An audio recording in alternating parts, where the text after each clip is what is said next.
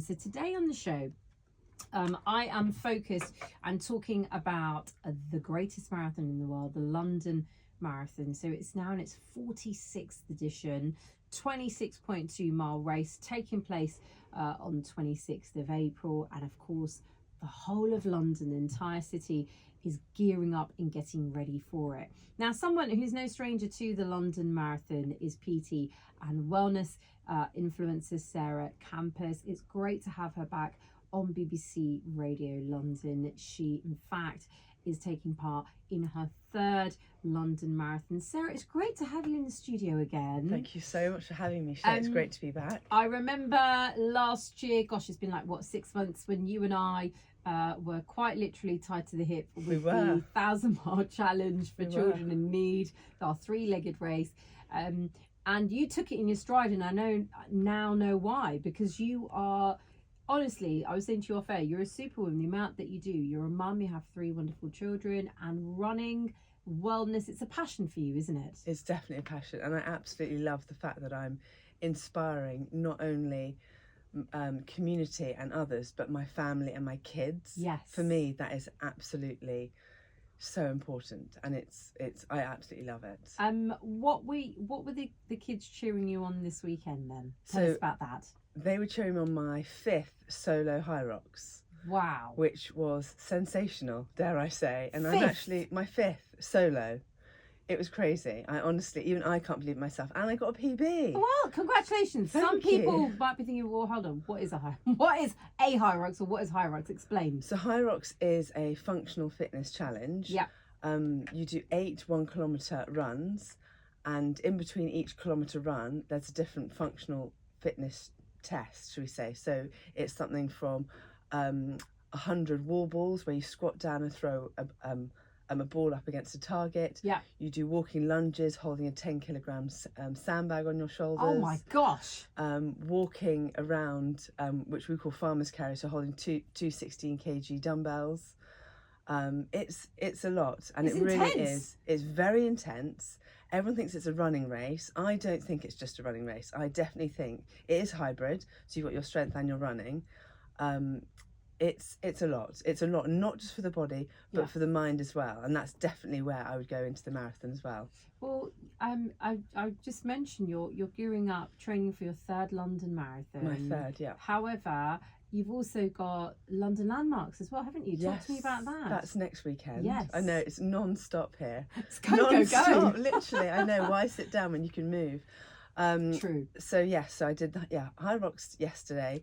The next Sunday we've got London Landmarks half marathon, and I'm doing that for Tommy's charity, and that'll be my 2nd time I've done that one. And I'm actually their training coach, so I've been training all of the Tommy's runners, which is, I find, so special to do. And we're all doing the Team Tommy's wave as well. So it's like a vision of pink. Oh, imagine that, a vision of pink, all starting at 9:50 next Sunday, or Sunday after next, which will be amazing for such an amazing cause. Tell us about Tommy's for anyone who doesn't know, perhaps. Tommy's is a baby loss charity, and it doesn't look just at the baby loss, but also looks at the parents as well, which is really important.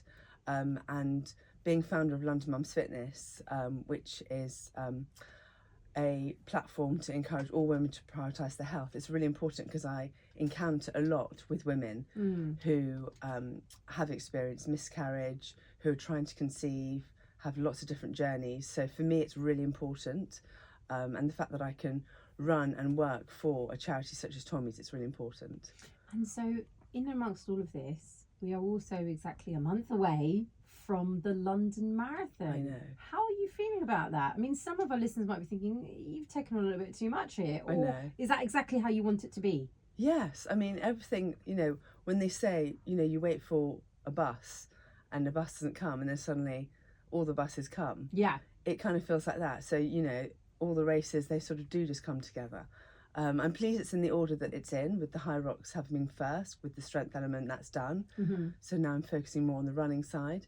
But I'm kind of excited about this one, I have to say.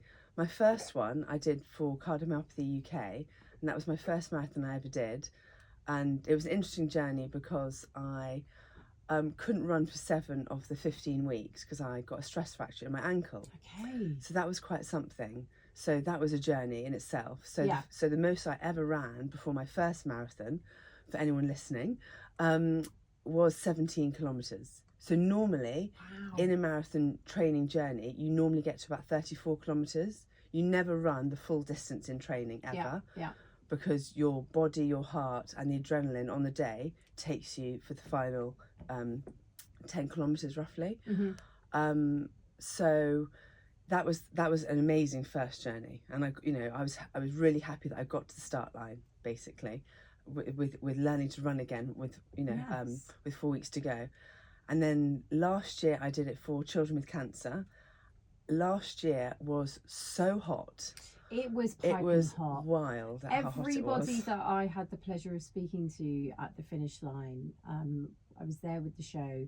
It was the one overarching comment that everybody made was just the heat. I've never experienced heat like it, because when you train for the spring marathon in April, all of your training is done in the dark, in the snow, in the rain, in the wind. It's dreadful, the weather. And then to have such heat, that's, it was the hottest day of the year that day, and it was so hot. Luckily I brought some extra electrolytes with me to help with replacing the loss of the sweat, all those micronutrients. But it was mad. But this year, so I always wanted to do 3 in a row, one for each of my children. So I'm really grateful that this year I'm doing it for Stand Up to Cancer, with Cancer Research UK. So I'm really, really grateful to do this one with them. Do you have apprehension? I mean, the last 2 times it's not been easy by any means, and I wonder, I guess for anyone, the journey with London Marathon, there's always going to be bumps in the road. How are you feeling about this 3rd London Marathon then? I'm excited, but one thing I definitely have got to work on, I know for this time, running's one part of the journey.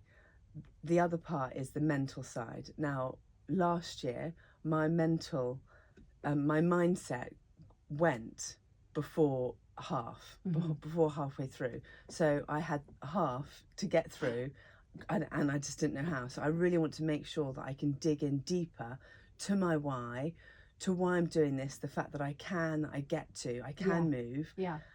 And all I've got to do is basically, I say all I've got to do is put one foot in front of the other. Can you take me back, Sarah, to what that was like when, halfway through the London Marathon last year, hottest day of the year, as you've already mentioned, the heat, an area that clearly many were not expecting or weren't prepared for, and you kind of reached that block in your mind of, I've got another half of this London Marathon to go. How did you pull through?